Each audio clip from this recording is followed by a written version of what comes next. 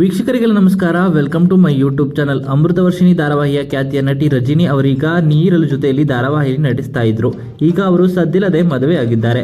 ಇಂದು ರಜಿನಿ ಅವರು ಅರುಣ್ ಗೌಡ ಎನ್ನುವರ ಜೊತೆ ನವೆಂಬರ್ 10ರಂದು ಮದುವೆಯಾಗಿದ್ದಾರೆ. ಇನ್ನು ಈ ಮದುವೆಯು ಬೆಂಗಳೂರಿನಲ್ಲಿ ನಡೆದಿದೆ ಎನ್ನಲಾಗ್ತಿದೆ. ಆಪ್ತರ ಸಮ್ಮುಖದಲ್ಲೇ ಮದುವೆ ನಡೆದಿದೆ. ಇನ್ನು 2 ವರ್ಷಗಳಿಂದ ಅಧಿಕ ಸಮಯದಿಂದ ರಜಿನಿ ಹಾಗೂ ಅರುಣ್ ಗೌಡ ಅವರು ಸೋಷಿಯಲ್ ಮೀಡಿಯಾದಲ್ಲಿ ಸಾಕಷ್ಟು ವಿಡಿಯೋಗಳನ್ನು ಅಪ್ಲೋಡ್ ಮಾಡ್ತಿದ್ರು. ಆಗಲೇ ಇವರಿಬ್ಬರು ಲವ್ ನಲ್ಲಿದ್ದಾರೆ ಎಂಬ ಡೌಟ್ ಇತ್ತು. ಈ ಬಗ್ಗೆ ಪ್ರಶ್ನೆ ಮಾಡಿದಾಗ ರಜಿನಿ ಅವರು ನಾವು ಸ್ನೇಹಿತರು ಎಂದು ಹೇಳಿದರು. ಪ್ರವಾಸ ಇರಲಿ, ದೇವಸ್ಥಾನಕ್ಕೆ ಹೋಗಲಿ ರಜಿನಿಯವರ ಜೊತೆಗೆ ಅರುಣ್ ಗೌಡ ಇರ್ತಿದ್ರು. ಆಗಲೇ ಈ ಜೋಡಿ ಬಗ್ಗೆ ಅನುಮಾನ ಮೂಡಿತ್ತು.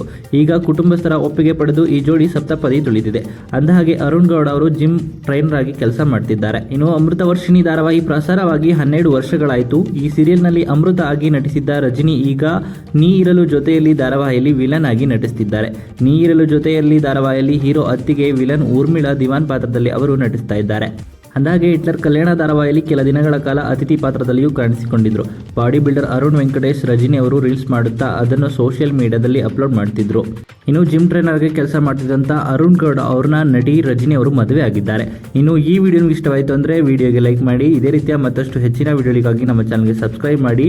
ಹಾಗೆಯೇ ರಜಿನಿ ಹಾಗೂ ಅರುಣ್ ಗೌಡ ಅವರ ಜೋಡಿಯ ಬಗ್ಗೆ ನಿಮ್ಮ ಅನಿಸಿಕೆಯನ್ನು ಕಮೆಂಟ್ ಮೂಲಕ ಕಮೆಂಟ್ ಮಾಡಿ ತಿಳಿಸಿ.